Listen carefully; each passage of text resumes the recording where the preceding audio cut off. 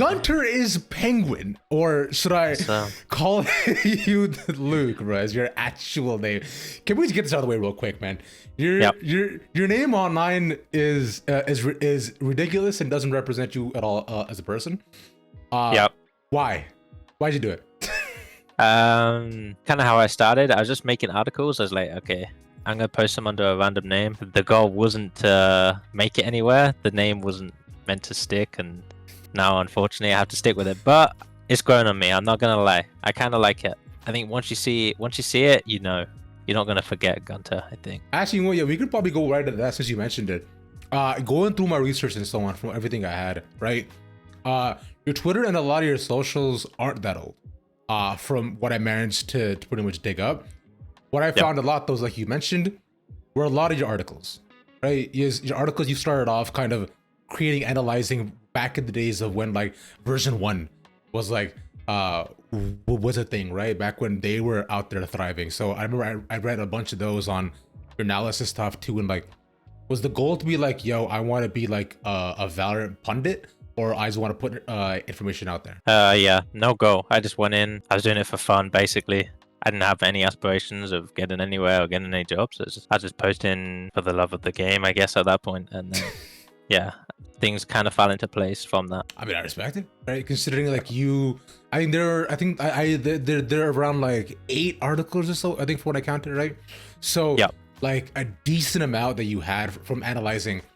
From strategy to comms to play styles to even perfect util usage and so on, right? So it's cool information, right? And it is kind of a fun little snapshot to look back on how the game has kind of evolved, you know, when you look at it there to when you look at it now. So it's a fun way, but consider this is all for fun. And then, you know, suddenly we get to, whoa, yo, I don't know where you're on a team, right? And then like someone picks you up, they're like, man, this Gunter guy kind of smart. Because were you like a CS head before too, or no?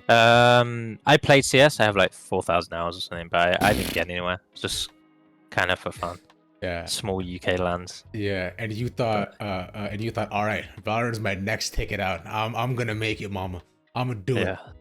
Something like that. And to be fair, it worked out. You know, from there, you got on Ghost. Shit worked, bro. You worked. You worked with prime unmustachioed Spacers Kaplan, right? Yeah. Back when we had a decent hairline. Yeah, the early days of Kaplan. Back when we had a decent hairline. You also worked with OG John Cutie, and you got on lands, bro. Talk to me about Ghost back in the day and try to compete through Tier 2 Val at the time. Ghost, so when I joined, it was just before I think it was like Stage 2 qualifier. They were already like the next up and coming team. People rated them highly, so I think again, like obviously I was lucky to join any team, but to join a team of that quality at that stage was super fun. So I think I owe my career to those guys. If we weren't good enough and if we didn't qualify, I probably wouldn't even be where I am today. And so I love all those guys, and Ghost was a lot of fun. Yeah, I agree. I was a big fan of Ghost. In fact, the LAN that you won at NSG Summer Champs, you know, that 50K LAN. Yep. I don't know if you remember. I was there. I remember. Yeah. I was I was there. I was casting. I was hosting, and that's where I got to meet a lot of you guys for the first time. Did we talk there? Am I egoing you? I wasn't in person. I was still online at the time, so. Yeah, see, because I feel like I would out. have remembered meeting you if you were there. Yeah. No, that would have been fun. Yeah. I think while I was playing League, probably at night, something like that. League of Legends on the side. That's so sad. Wait, no, bro. You're a League player, bro. Why? What are you doing, man? No, not anymore. Long time ago. Ooh, thank God. Okay, blessings. Okay, it's Riot Games. That's true. But look, man, you and I both know. Look, because I've been playing League since 2014. Like, it's like, it's a different experience. I will get yelled at and ranked all day. To kind of fast forward a bit though, I want to talk to where you are right now. You're on Sen City, baby. You're here. Yeah. You're on the website, right? You're there. I don't know if you have your own stories on Sen Society yet. I'm not there. I don't know. I'm not there. But it's like, you know, you made it to the most clouded organization. So right before we get into it, trials.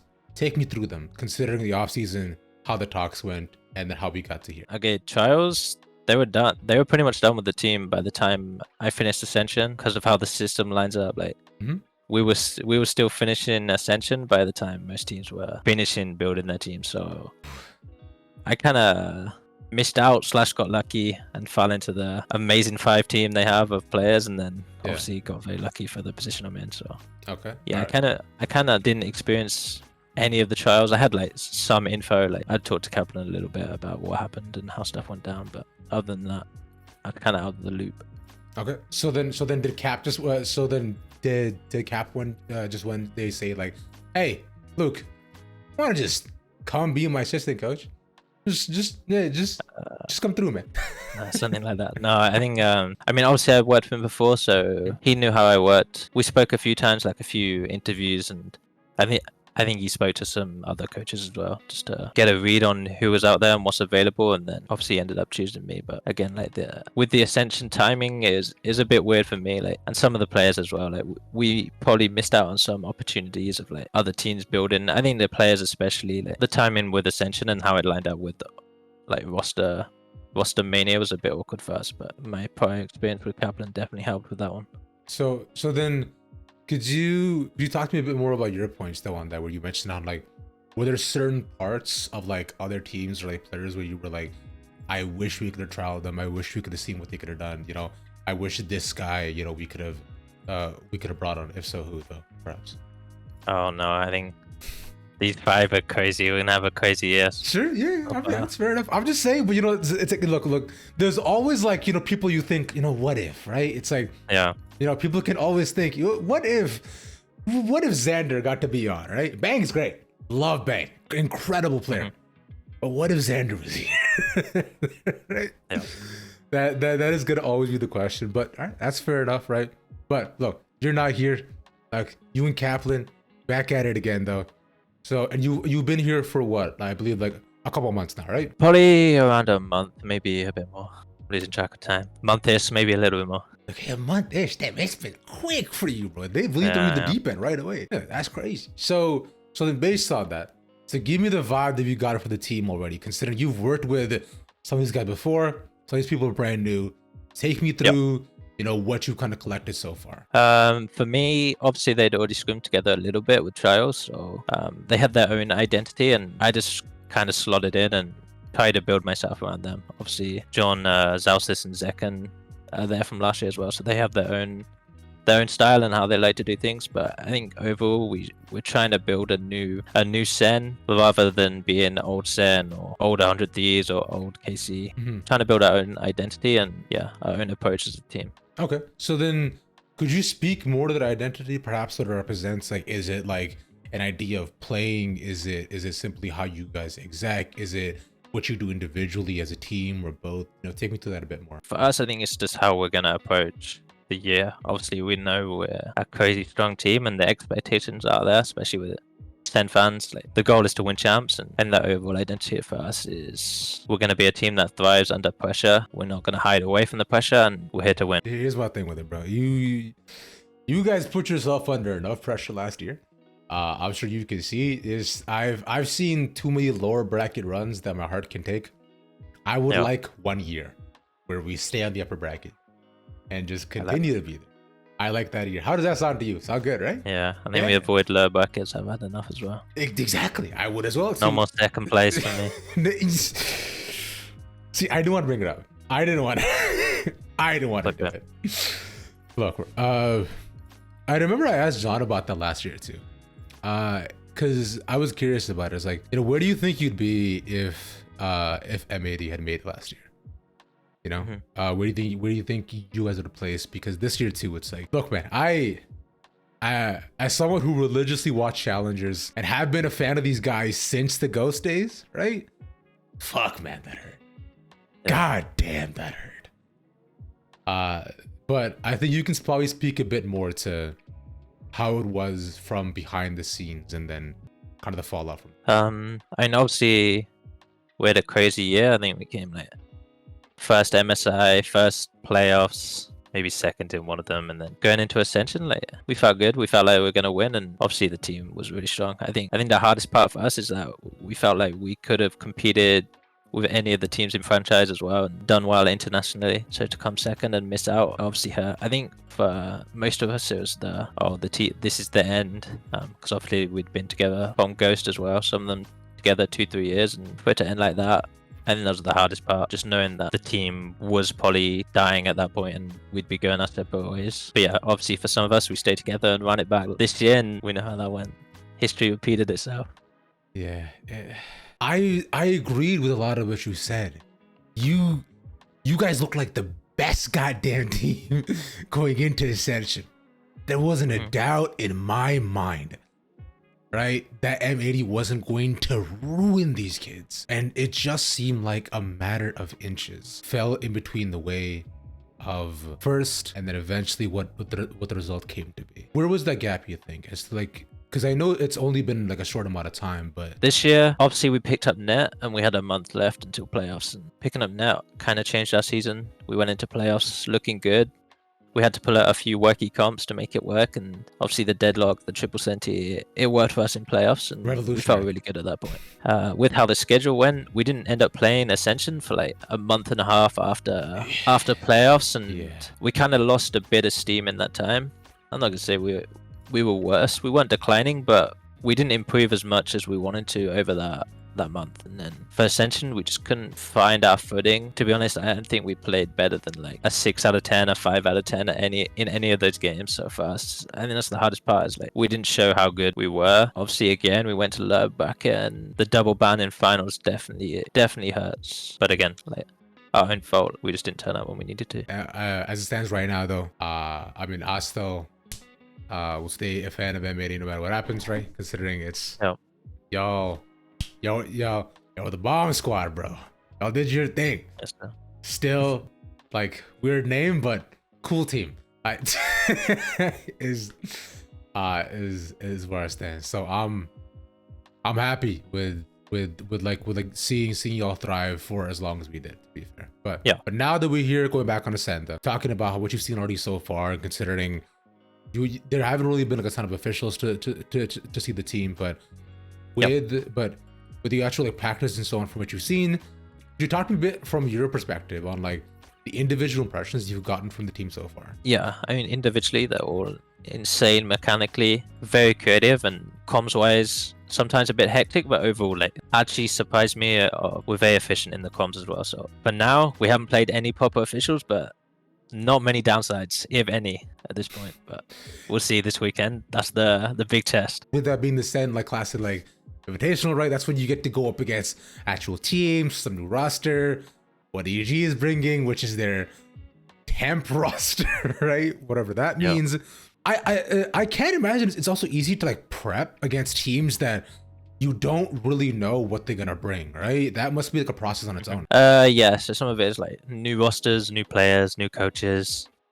Then you have new meta, new maps. Even for some teams, they haven't played some of these maps before. So yeah, for us, I think we're going in with the focus of playing our own game, and as the tournament progresses, obviously we'll have more data on the other teams as well. Yeah, makes sense. And going back a bit to the comms thing, I know something I've talked about with the entire team throughout the years is that they all have this inherent like need and like almost desire to like want to IGLing or like mid rounding at some points of each other, right? It's just like it comes from inside them. I imagine even with the new additions, do Bang and Xander also kind of embody that like drive to do so, or are they more so like, you know, like allowing the rest of the team to be the bigger voices on their side? Sorry, Bang and Narrate. I think, Bang and Narrate. I think it just comes with being a player, to be honest. Obviously, there's some players that are more quiet, but they're all very smart. They all have their own ideas, and at times, all of them are going to need to mid-round. So I think it's less doing it ever and more just knowing when it's your time and when it's a good place to do it. Because obviously, you can't have 5 people calling at the same time, and you can't have 0 people calling. So with everything, it's the balance. Yeah, naturally so, right? Because like John's there for a reason, you know. Let's let him do his job, guys. That's a thing too. And now with Bang and Darren as well too. Talk to me a bit more about their roles and how you find they've been kind of fitting into this very established triple core that's there from before. We're building a good culture so far. They're all very young. It's a young team. I think like 20, 21. Obviously, John and Zels is a little bit older, but they're still young as well. So it's a very young team. I think obviously I haven't seen them in person. I'm still online, so it's a bit more difficult, but everyone's having fun. Everyone's getting along. is very energetic at times. But I think it's going to be a fun year inside and outside the game.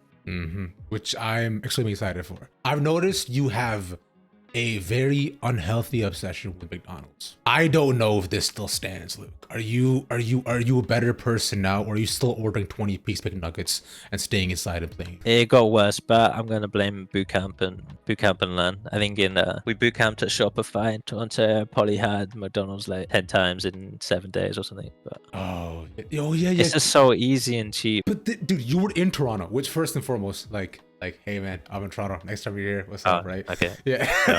All right. But aside from that, it's like, dude, in Toronto, there's so many other options that I know is cheap. It's either as cheap, but if not easier, bro. That's not Mickey D's, man. Come on, bro. It's just like it's just so convenient. But I'm doing the thing. I'm trying to see which McDonald's is the best in the world. So every country I go to, I at least have to get it once. It's not in NA. Let me tell you that right now. It's not in North America. Let's say Brazil was good. Brazil's up there. Yeah, I imagine any outside country McDonald's is probably really good. Now, thing is though, when you're at boot camp, were you still getting your 20-piece and a drink and fries? Is that still your go-to? No, I've downscaled. I'm not gonna lie. Ooh, okay, growth. I like that. Like just like 10 piece nuggets. just 10. All right. Yeah. We're down to half. Keep it light. And I don't really do drink. I'm not big on soda. A lot of water usually. Okay, it's healthy king. I like that. Okay. All right. So a water, a 10-piece McNuggets and fries, or unsalted fries, because we're healthy kings, right? No, just normal fries. Just normal fries. See, it's barbecue sauce as well. With the barbecue, what's the point of the water, bro? Just get the Coke Zero then, man. Stay hydrated. All right, okay, we're lying to ourselves now. That's fine. I understand. But aside from that, though, right? We've seen that now as well, especially you're on your fucking cooking arc, bro.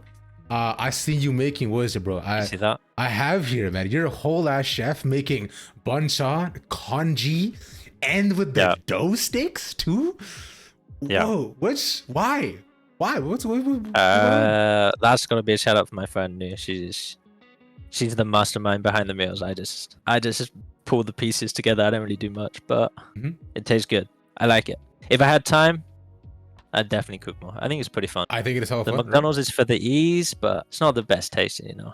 I do it for the convenience, not the love of the food. You did mention it previously. The aspirations you came in with, and with the team you are now, besides of course winning champs, which I'm sure everyone wants, right? You mentioned about something about pressure too, but are there other aspirations that you see for the team or for yourself this year too? I mean, off season we have our own goals of what we want to achieve before the season starts. But yeah, I think once the season starts, hit the ground running, win is the goal.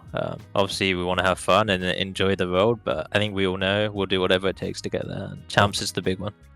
Okay, all right, that's fair. And for you though, coming into this, right, finally T1 as well too. It's like, you talk to me a bit more about your goals and mindset of finally being here as well. Finally being here, it's been a while. I've been looking forward to it. I think again, for me, it's going to be adapting. Obviously, the teams are better quality overall. Coaches are better. Obviously, the environment's different. So for me, it's adjusting to all of that and then hoping to continue what I've been doing otherwise. How do you find you fit in, right? Within style that Sentinels have, right? Because like your strengths and like kind of what you kind of provide to the table, I find for a lot of people who may not understand challengers is relatively unknown. So talk me through that. Yep. I think I fit pretty good, partly because Kaplan was the one who raised me. He found me, and I molded my game around his on Ghost anyway. So obviously it fits that way. And I think overall, like I'm pretty good at adapting to whatever the team needs and filling that void. I think that's one of my strengths. So yeah, I think I can fit into most teams. A lot of these guys are very fun to work with anyway. All of them are fun to work with. I'm friends with a lot of them outside the game, so on that side is very easy to fit in. Obviously there's some growing periods. I've been away from Kaplan for 2 years. He's been with Sen for 2 years. My game's changed, his game's changed, so I think just us two trying to bridge the gap of what we've learned while we've been away or while we've been working with the other teams and building that together together now in this team. And overall, yeah, that's a big help. Like, we've had 2 years. I've definitely grown a lot. Now it's fun to bring our ideas together and spearhead as one. You fit your game around Cap. Could you specify what that means? For a lot of the fans, obviously, they don't know what coaches do. They don't know what assistant coaches do or analysts do. And I think whenever anyone asks me what a specific role does, it's always very dependent on each team. Every team is different. Every coach is different. So Kaplan obviously has his strengths and things he loves to focus on and areas that he thrives in. And yeah, I try and pick up the pieces or try and assist him in those areas. And obviously, I have my own things that I feel like I thrive in as well. So yeah, as for specifics, it's day to day. It can change, and yeah. So then, maybe too detailed to get into. That's fair. I mean, I was gonna say because like, would you mind perhaps talking a bit more about what areas you think you thrive in, right? Which you're talking about, whether it be stats, macro, game planning, user usage, so on and so forth. If you wouldn't mind getting into that. Yeah, I think I can do everything. Before esports, I was an accountant, so like stats stuff I can do. I never really end up diving super deep into it just because it's very time consuming, especially now with I don't know if you saw the run it back news. Yep, RIB. They're stepping away, so I think data's gonna get even harder. Time wise, because you can do it. There are ways you can track your own stuff, but that was definitely the easiest. But overall, I enjoy the more strategic stuff in game, macro or micro. I have fun with either. That side of the game I definitely enjoy, and then working with the players as well. I think that's a lot of fun. Considering I understand you, like everybody else, are a watch party enjoyer of Valorant, right? It's like there's I'm sure there's a lot you watch throughout the years, naturally watching other VCT things. By the way, so what I want you to do for me is I'm gonna give you 5 names, and you just tell me your 1 to 5 for your favorite people to watch party and to watch. Right? Okay. Ready? Okay. You're really trying to get me in trouble. No. This is just simple. That's it. Okay. It's everyone has watch parties, right? Look, it's fine. It's based on like who you watch the most to who you might not end up watching the most. Right? That's it. Yeah. Okay. So. Sliggy, Tariq, Finesse, Kaide, and Sean Garris. Sliggy's got to be number 1. Okay. I watched him before I joined any team, so Sliggy has number 1 in my heart. Okay. Are you part of the Slug Club? I was. I don't know if I still am. At one point I ended. I think I'm like, if I still am, I'm like 30 months, maybe 28 months. 30 months. Whoa. I'm pretty high up though. God, you're an OG. Yeah. Okay. All right. Go on. Okay. Next up is who do you have? Then recently Sean Garris, just because he watched he was one of the only ones watching challenges, so yeah, he was. Yeah, naturally I just ended up watching him more. Okay. Who else we got? FNS Kaide. Yeah. FNS Kaide and Tariq. Yeah, probably FNS next, slightly more analytical. Still fun to watch, obviously. Fair. Okay, cool. And then the other 2, I'd say even. No. Don't fucking cop out, bro. Don't do this bullshit. Look, man, you watch one more than the other. Okay, we'll go Tariq because he's on Sen. Okay. Kaide last, unfortunately. Kaide's last. Damn. She's gonna be heartbroken here. Yeah. That's crazy, bro. Tenz leaves Sentinels, and suddenly you don't fuck with them anymore. All right, I get it, bro. And as we kind of just like close out the section, leading you to the next, though, just final little reprise is that this year, naturally being on Sen, there's a lot of eyes on you guys. High expectations in what I believe to be probably is going to be one of the most competitive leagues we've had for the VCT so far. So, but side note, do you agree? Disagree? Yeah, thoughts on that? Yeah, I agree. I think What I kind of want to hear from you too is like, what is some assurance you can give to the people out there to let them know that, hey guys, it's gonna be okay, I promise. I'm very confident with how practice has been going. We hardly lose scrims right now. Obviously scrims don't mean much, but we're in a good spot. I think the big thing, words don't mean anything. Obviously performances matter, so I might eat my words, but we'll see this weekend. Hopefully that will be all the assurance you need. Okay, you know what? Here, after this weekend, I'll go ahead and ask you for a little quick video quote to see how things went. Then we can probably just tack that on, just to see what really went on by the end of it. But hey, man, I messed with it, and thank you for your time, Luke. This has been fun. Thank you for having me. Insightful, and I'm excited. I'm excited for this week. I'm excited for the season, man. Let's get cooking, bro. So.